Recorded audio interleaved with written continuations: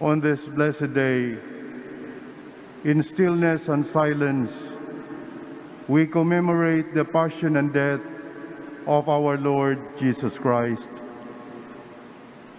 We recall his whole life of self-giving love that culminated in the cross of those who cannot accept such life and love.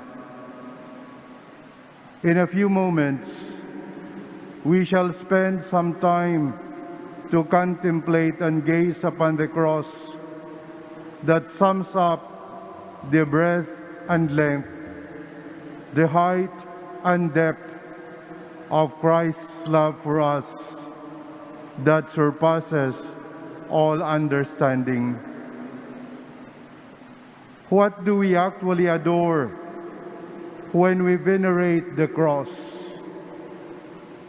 The beauty of a sculpture, the scent of the wood, the grotesque image of brutal cruelty and painful suffering.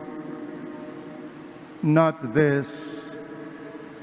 Rather, we adore the example of the one who was courageous enough to bear all things out of love. For the Father, in radical obedience, and for those in the peripheries of existence, by recognizing, serving, and lifting them up.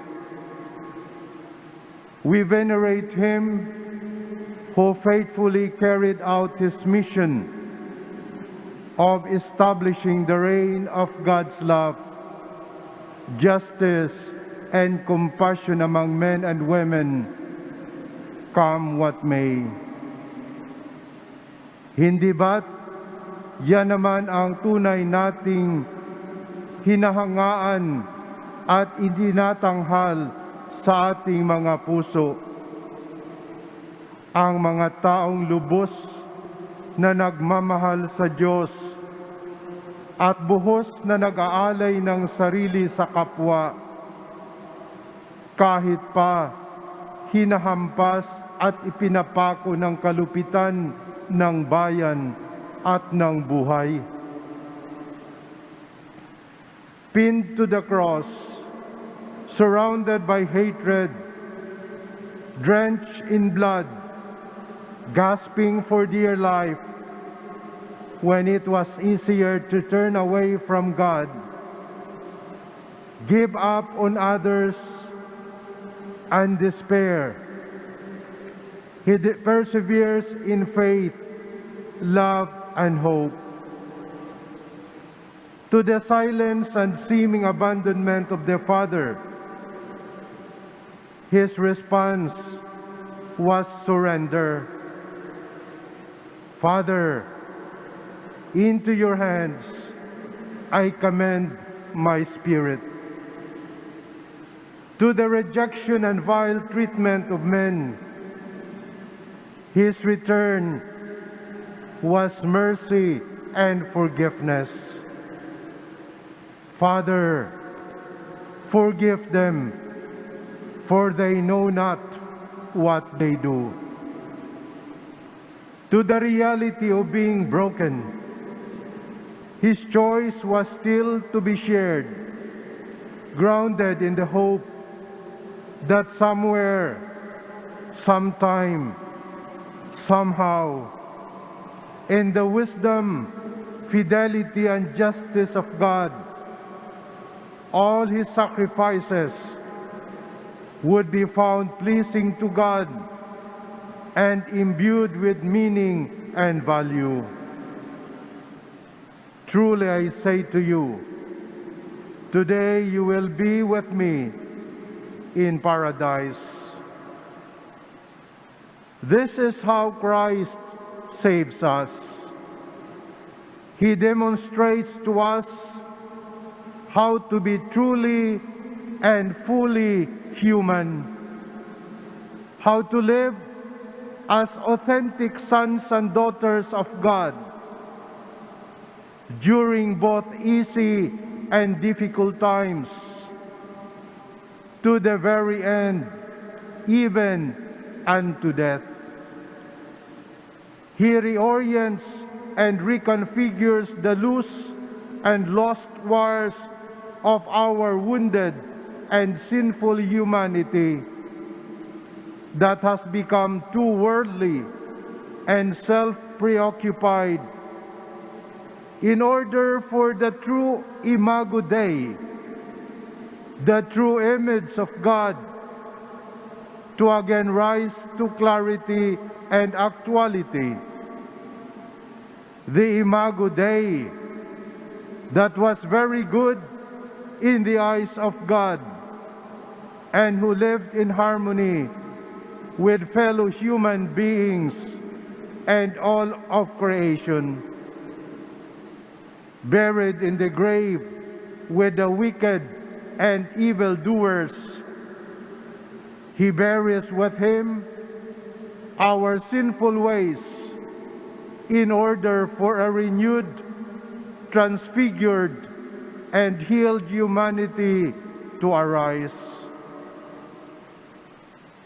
All this Jesus did in carne, in the flesh, so that the solution to the problem of our evil does not come from the outside, but from within our very humanity. In Him, Jeremiah's prophecy is fulfilled. I will place my law within them and write it upon their hearts. Jesus truly reveals to us the way, the truth, and the life. Bagamat hindi madali para sa atin ang tumulad sa mga gawi at ugali ni Jesus, itinuturo niya sa atin na hindi ito imposible. Ginawa niya itong posible.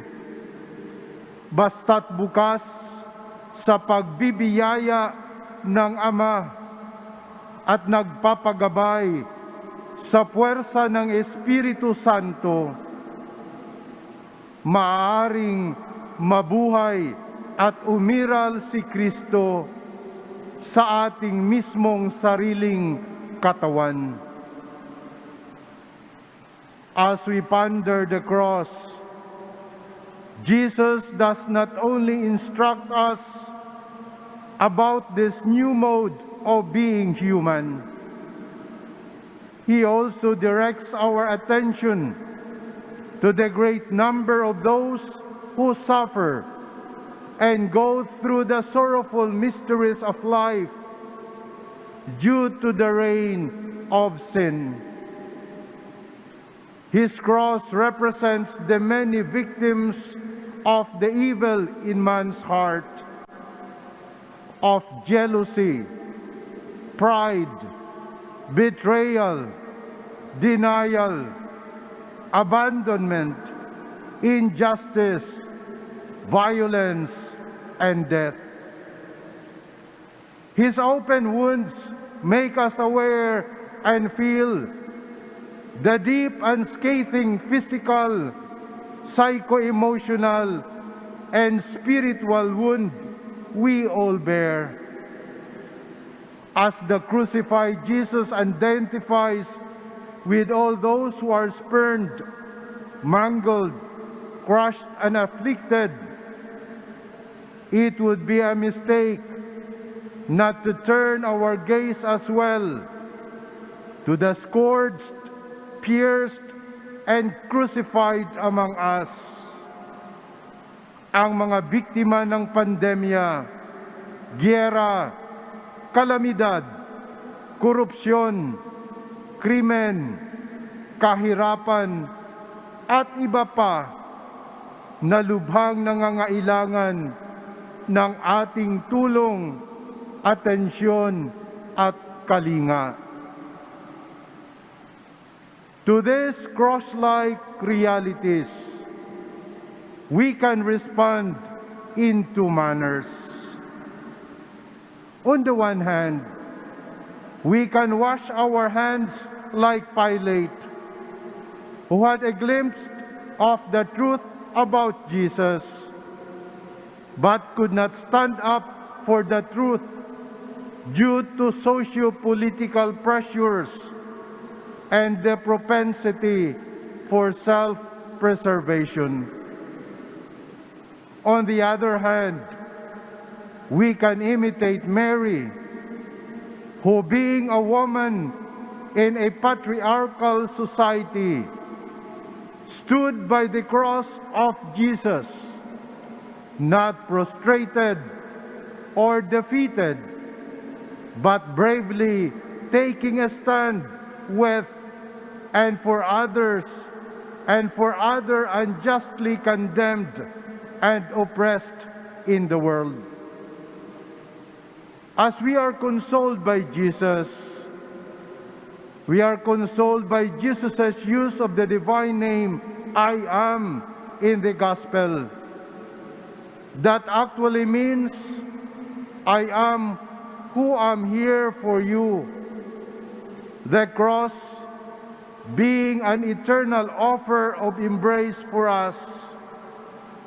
May we also convey to our suffering brothers and sisters, I am who am here for you, ready to bear your cross with you.